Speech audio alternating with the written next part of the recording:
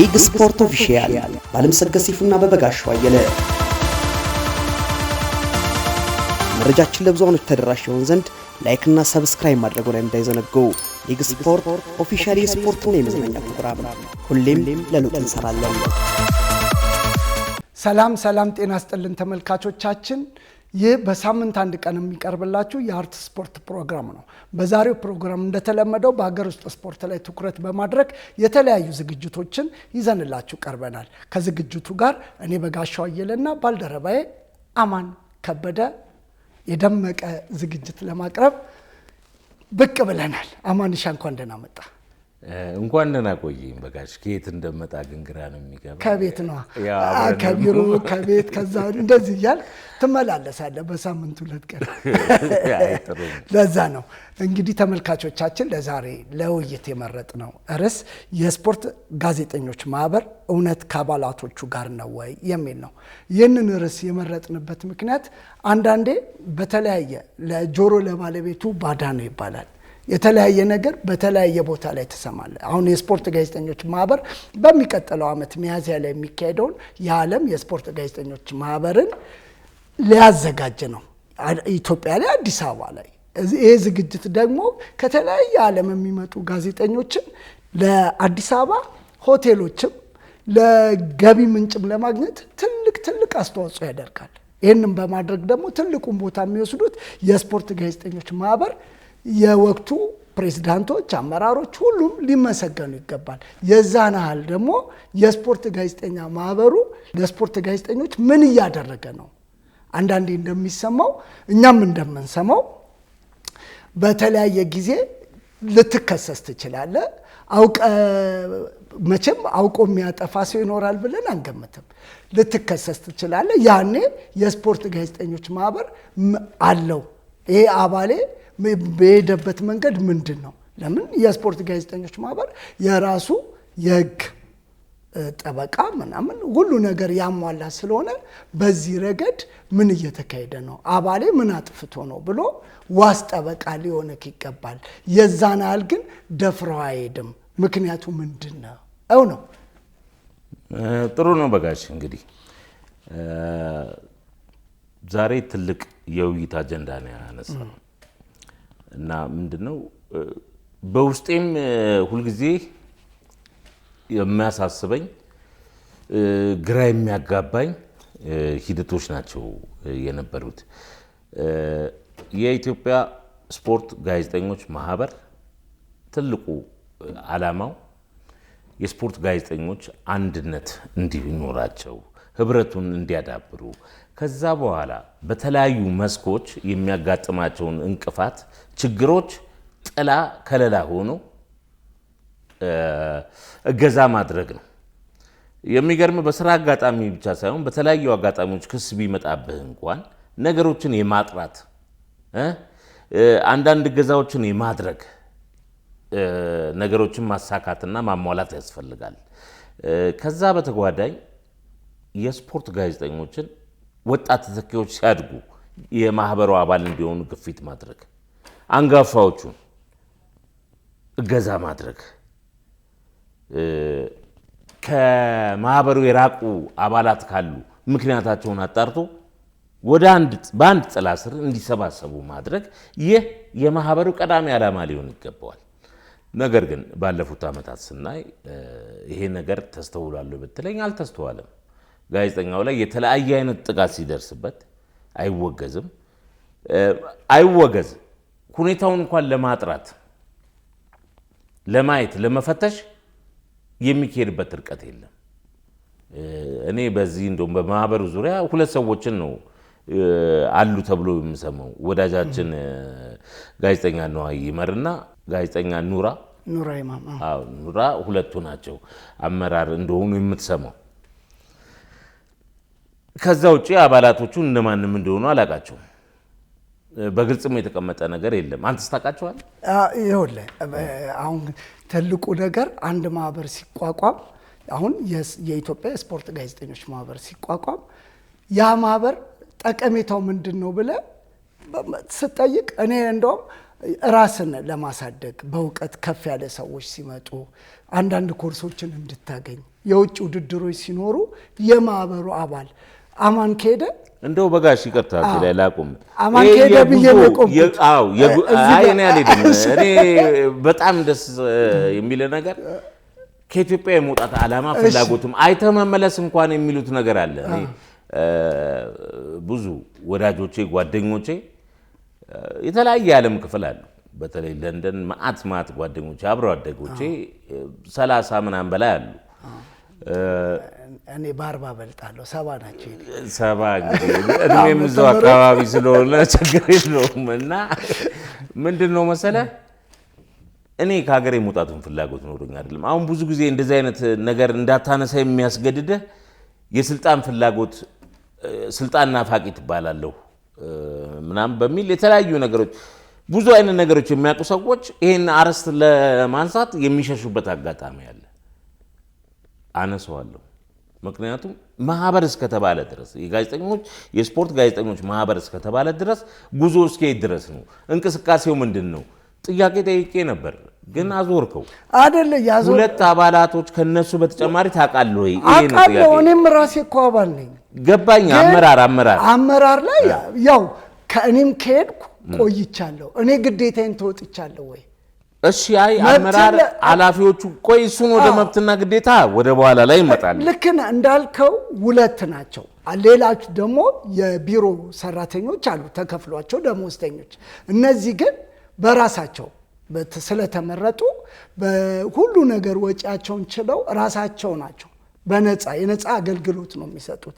ለዚህ ሊመሰገኑ ይገባል። ልክ ነው ነው አይመስገነው። አዎ ግን ታውቃለህ ወይ ካልከኝ ጠቅላላ ጉባኤ ሲጠራ ሄጄ አውቃለሁ ወይ? እኔ ራሴን ስጠይቅ ሄጄ አላውቅም። ስለዚህ አመራር ላይ ያሉትን ሰዎች እንዴት ላውቅ? በቃ ይኸውልህ አየህ ምንድነው መሰለህ አሁን ለምሳሌ የማህበሩ አባል ሆነ አንተ በማህበሩ እንቅስቃሴ ደስተኛ ብትሆን ጠቅላላ ጉባኤ ተጠርታ አይደለም ሳትጠራ ትሄዳለህ። አዎ ድምጽ የመስጠት መብቱ ላይኖር ይችላል አባል ስላልሆንክ ማለት ነው።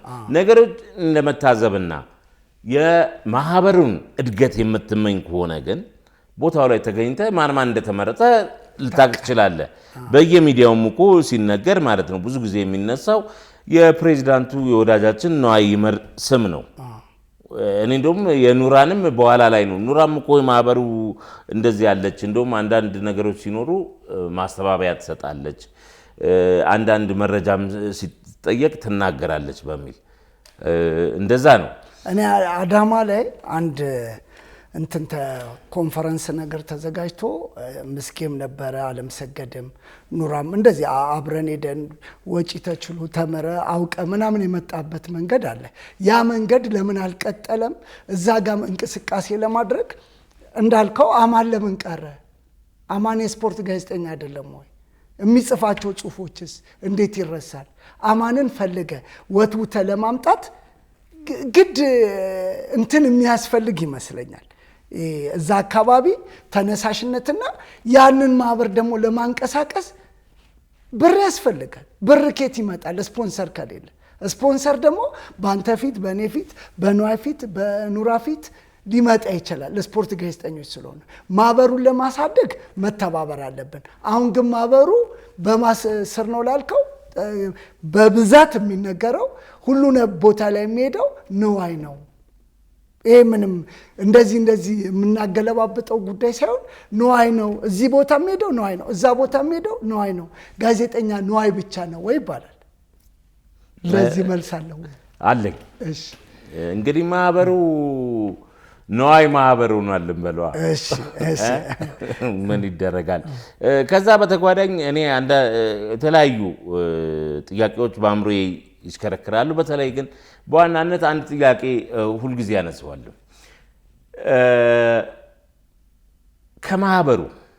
የማህበሩ አባላት ያልሆኑ ጋዜጠኞች የራቁ ረጅም ጊዜ ለስፖርቱ አስተዋጽኦ ያደረጉ በስፖርቱ ዙሪያ የጻፉ የት ነው ያሉት ተብለው እንኳን አይጠየቁም። ምሳሌ ላቀርብልህ እችላለሁ።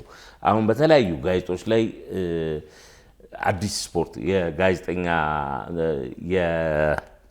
የአሰልጣኝ ኤልያስ እንዳለ ጋዜጣ ነበረች 1995 ዓመተ ምህረት እንሰራበት የነበረው እዛ ላይ ማን ነበር? አለሙ አበራ፣ ጋዜጠኛ አለሙ አበራ በጣም የረጅም ዓመት ልምድ ያለው ባለሙያ ነው። አሁን ከሙያው ርቋል። ያው ስፖርት ይወዳል፣ ይከታተላል። ጋዜጠኛ አለሙ አበራ እንግዲህ በተለያዩ ጋዜጦች ሰርቶ እስከ አቴና ዋና አዘጋጅ፣ በተለያዩም እዛም አዲስ ስፖርት ላይም ዋና አዘጋጅ ነበረ። እነ አየነው አለሙ የፖለቲከኛዋ ሪዮት አለሙ ወንድም በጣም ጥሩ ጋዜጠኛ፣ ጥሩ አርቲክሎችን የሚጽፍ ስለ ስፖርቱ በቂና ጥልቅ ግንዛቤ ያላቸው ልጆች እነ ግርማ ሰይፉ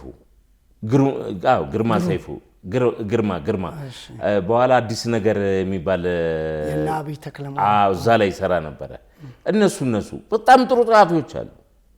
እነዚህ ልጆች ለስፖርቱ እንዳደረጉት አስተዋጽኦ ተፈልገዋል። አሁን አንተ በዘጠናዎቹ የነበሩትን ነው። ከዛ በፊትም የነበሩትን ለመፈለግ ማህበሩ ምን ላይ ነው የቆመው?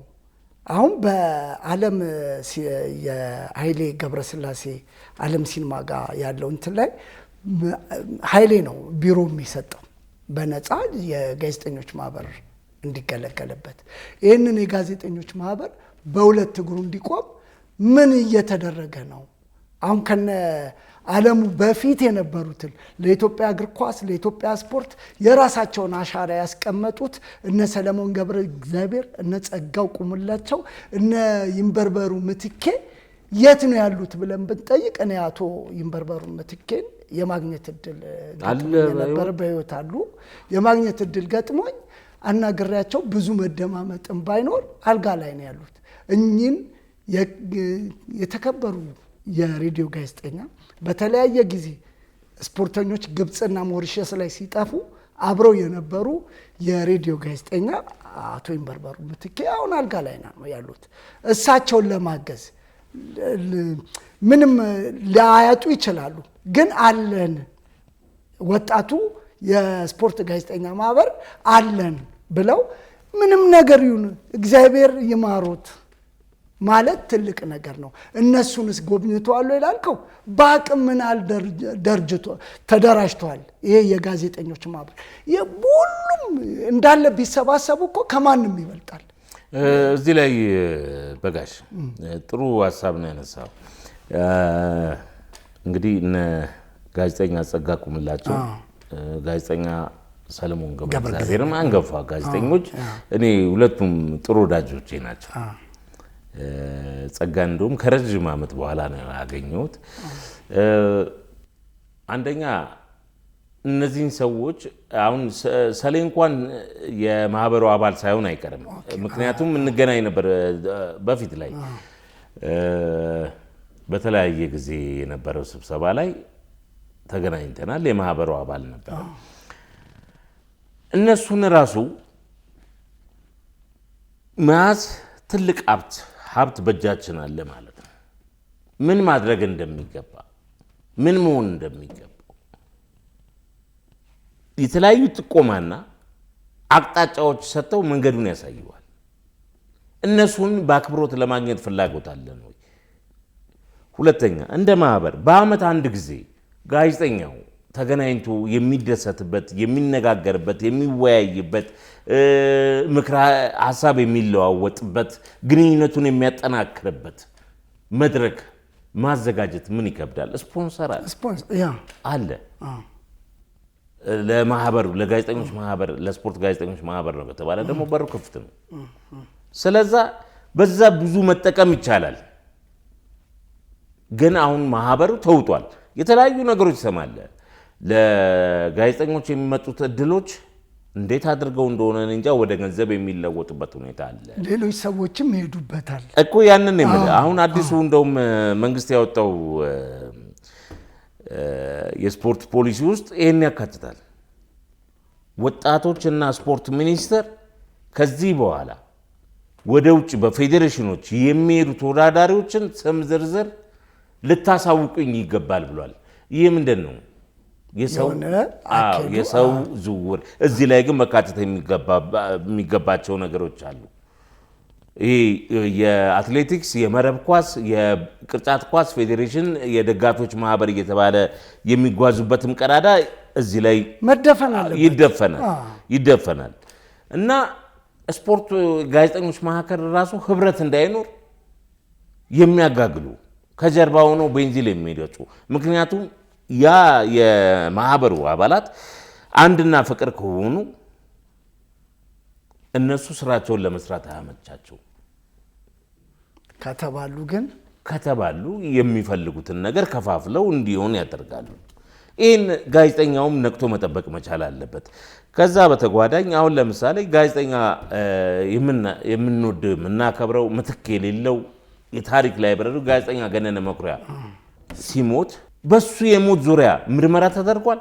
ምርመራ ይደረግ፣ እኛ የትም ያህል ስንጓዝ እገዛ ይደረግላቸው የሚል ደብዳቤ። ይሄ እኮ የማህበሩ ግዴታ ነው። እኛ የማህበሩ አባላት እንኳን ባንሆን በዚህ ሙያ ላይ እስከተሰማራን ድረስ እገዛ ማድረግ ግዴታው ከማህበሩ ዓላማ ውጪ ነው ብሎ ምላሽ ሊሰጥ ይችላል። እኛ እኮ አሁን የማህበሩ አባላትን ባንሆን ማህበሩ ይህን ማድረግ አለበት የምንለው እኛ ከማህበሩ ተሽለናል ማለት ነው። ሁለት ደግሞ ለማንም የስፖርት ጋዜጠኛ ከለላና ጠበቃ ዋስ ሊሆን ይገባል። ለማንም አባል ሆነ አልሆነም ምናልባት እድሉን ካገኘን ከተመቻቸልን ለሚቀጥለው ሳምንት የኢትዮጵያ ስፖርት ጋዜጠኞች ማህበር ሊቀመንበር ወይም ፕሬዚዳንት የሆኑትን ጋዜጠኛ ነዋይ ይመርን እንግዲህ አድርገን ብዙ ነገሮችን እናነሳለን። እዚህ ላይ ምንድነው መሰለህ ከለላም አሁን ለምሳሌ እኔ ማህበሩ አባል አይደለሁም። የኢትዮጵያ ስፖርት ጋዜጠኞች ማህበር እነዚህ የሥራ ባልደረቦቻችን ላይ ምን እንደደረሰባቸው የተከሰሱበት ምክንያት ምን እንደሆነ ለማወቅ እንፈልጋለን ብሎ ደብዳቤ ቢጽፍ እንዴ ለካ ማህበሩ ከኛ ከጀርባችን አለ ብለን የማህበሩ አባል እንድትሆን ራሱ እንድትነሳሳ ያስገድዳል። አሁን ያለው ሁኔታ ግን ይሄ አይደለም። በጣም በዚህ ደረጃ ማህበሩ 5 ወደ ኋላ 1 ወደፊት የሚሄድ ማህበር ነው። መታወቂያ እንኳን ለመውሰድ 5 ቁጥር በር ላይ ጠብቀኝ አዲስ አበባ ዩኒቨርሲቲ ድረስ ሄደን ነው የወሰድነው እኔና ዓለም ሰገድ መታወቂያ ስንወስድ። ይሄ ነገር ቢሮ እስካለ ድረስ ለሌሎችም እዚህ ጋር መታችሁ ቢሮአችን እዚህ ጋር ነው ቁጥሩ እዚህ ጋር ነው ኑና ውሰዱ። የሌሉትን አባሎች ደግሞ በውትወታ አዳዲስ የመጡ ወጣት ደስ የሚሉ የስፖርት ጋዜጠኞች አሉ። ነባሮቹን በውትወታ ቢበዛ በአመት 300 ብር ልትከፍል ነው። በአመት 300 ብር ለአንድ ጋዜጠኛ ብርቁ አይደለም። እስከ 500 ብር የመክፈል አቅም አለው። ይህንን አነሳስተን የተሻለውን የኢትዮጵያ የስፖርት ጋዜጠኞች ማህበርን መፍጠር ያስፈልጋል። አሁን የሚቀጥለው አመት ቅድም አንስተልኛል።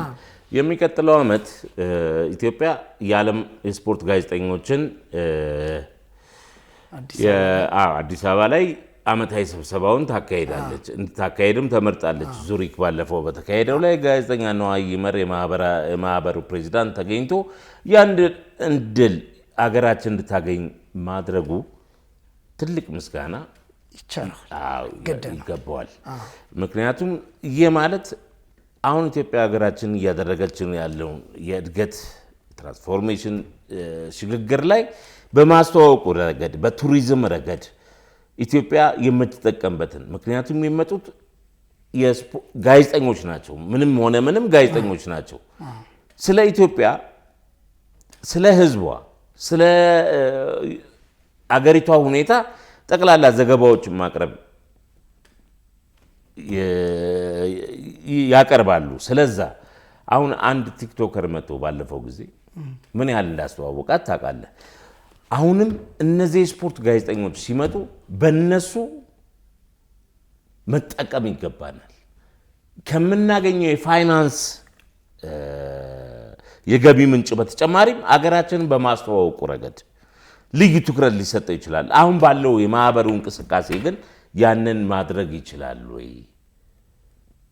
አሁን እንደዚህ አይነት ጥያቄ ስታነቃ ቅድምም ብያለሁ፣ ስልጣን ናፋቂ ልትሆን ትችላለህ። የማህበሩ አባል ሳትሆን ስልጣኑን ለመናፈቅ በዚህ እርግጠኛ ነኝ ማንም አንተን አይጠረጥርም። እንደዚህ አይነት የስልጣን ጉጉትም የለም። ግን እኛ የኢትዮጵያ የስፖርት ጋዜጠኞች ማህበር የተሻለ ደረጃ ላይ እንዲገኝ አሁን አንድ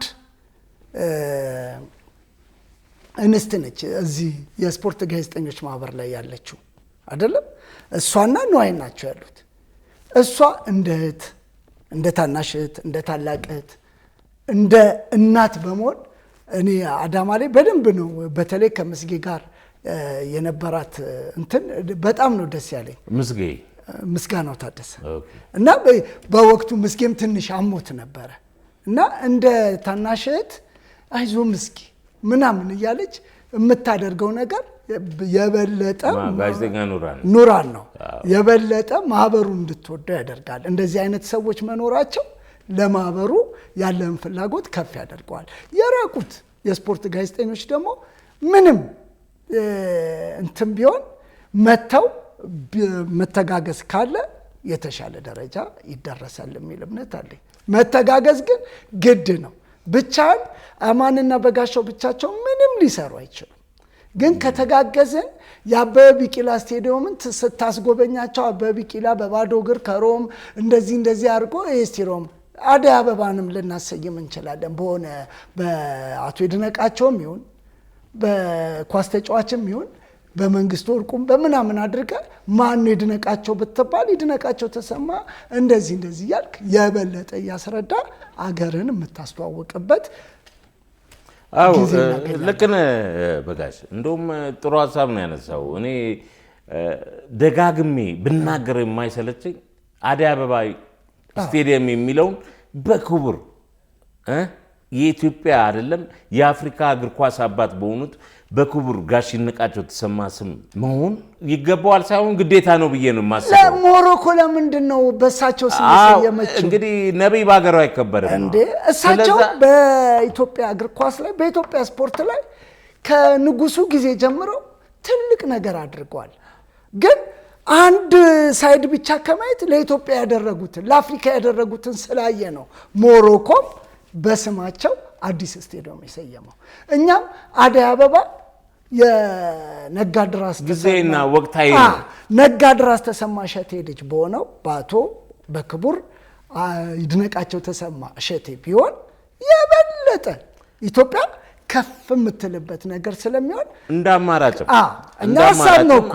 ይሄ እንደ ሀሳብ ነው፣ ምንም የሚያወላድ አይደለም። ክቡር ጋሽ ይድነቃቸው ተሰማ ለዓለም ስፖርት ላደረጉት መስዋዕትነት ለከፈሉት ትልቅ አስተዋጽኦ አደይ አበባ ስቴዲየም በሳቸው ስም መሆኑ በጣም ሲያንስባቸው ነው።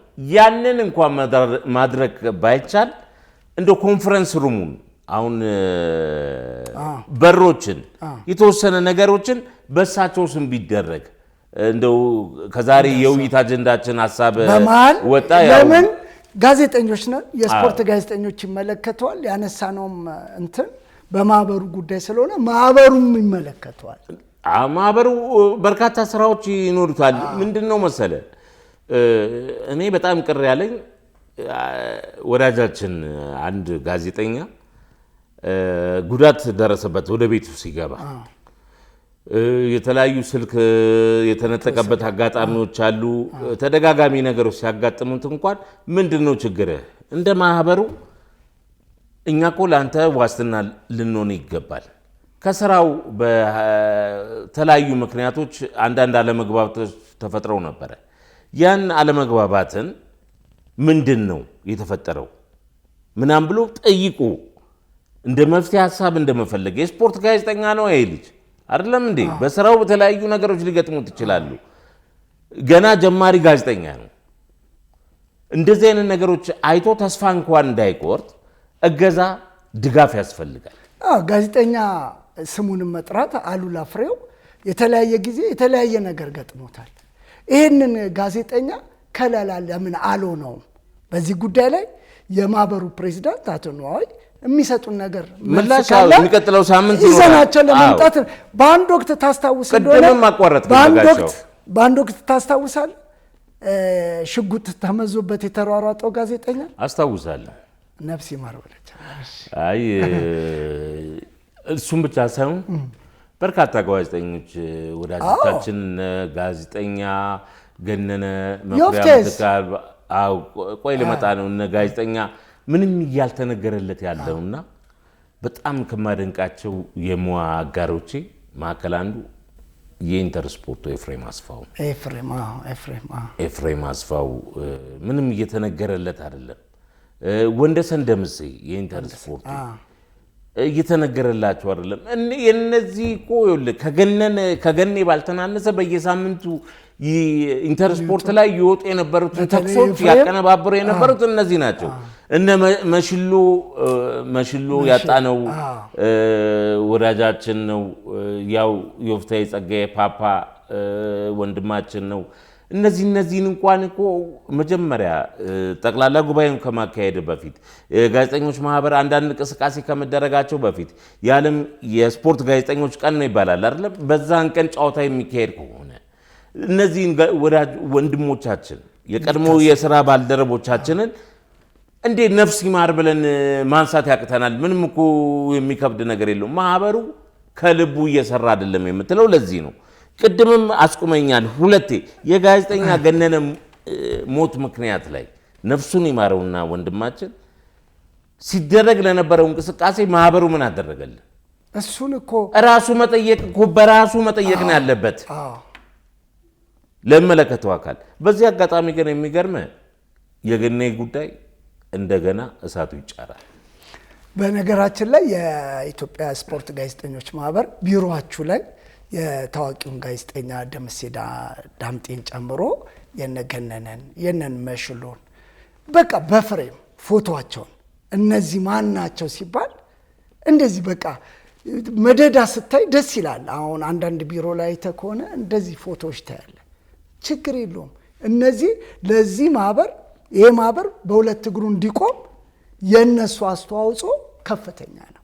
ይሄንንም ታሳቢ አድርገው ብዙ ነገር መስራት ይቻላል። ግን ከተባበርን ነው። ካልተባበር አንድ እርምጃ መሄድ አይቻልም። ኑራና ንዋይ ብቻ ምንም ሊሰራ ይችላል። የስፖርት ጋዜጠኞች ማህበር ላይ እንደው አንድ እውነታ በግልጽ መናገር ያስፈልጋል። የስፖርት ጋዜጠኞች ማህበር የሀገራችን የሚገኙ የማህበር ትልቁ ችግሩ ምን እንደሆነ ታውቃለህ? መናናቅ። ከኔ በላይ ላሳር ነው። ማንም ምንም የሰራው ነገር የለም። ምክንያቱም ወንዝ ያሻገረው የለወጠው የኢትዮጵያ እግር ኳስ ተለውጦ ቢኖር ብናይ እኛ በምንሰጠው ትችት የኢትዮጵያ ብሔራዊ ቡድን ለዓለም ዋንጫ አልፎ ቢሆን ልክ ነው። ደረትን ብታሳብጥ ከኔ ውጪ ላሳር ብትል ማንም ከማንም አይበልጥም። የትኛውም ጋዜጠኛ የራሱ የሆነ ኳሊቲ ያለው ራስህን እንደ ዞን አሳብጠህ መሄድ አያዋጣም። ለሀገራችን ስፖርት በጋራ እንስራ። ይህ ደግሞ የሚጀምረው ከኛና ከሙያ አጋሮቻችን ከስፖርት ጋዜጠኛ ባልደረቦቻችን ስለሆነ ሁላችንም በጋራ ለኢትዮጵያ ስፖርት እንስራ። አሪፍ ንግግር ላይ ቋጫው። በቃ እኔ እንደውም ዝም ብዬ ባልነካከው ይሻላል። በጋራ ለመስራት አብረን እንተባበር ነው ማለት የምንፈልገው። ከተባበር ምንም ነገር መለወጥ ይቻላል። እግር ኳሱ እንዲያድግ ከታዳጊ ይጀመር፣ በታዳጊዎች ላይ እንስራ እንላለን። የስፖርት ጋዜጠኞች ማህበር የበለጠ ከፍ ብሎ እንዲታይ በጋራ እንስራ። ስህተቶችን ሊኖሩ ይችላሉ፣ ሊወገዱ ይችላሉ፣ ሊጠፉ ይችላሉ። ስህተቶች በጋራ እንስራ የዛሬው መልእክታችን ነው። ተመልካቾቻችን የነበረን ውይይት ይህንን ይመስላል። በመቀጠል በእንግዳ ፕሮግራማችን ባለፈው ሳምንት ጀምረን ያቋረጥነውን ከሻምበል መሰለ ጋር ያደረግነውን ቆይታ ክፍል 2ን ተከታትለን እንመለስ።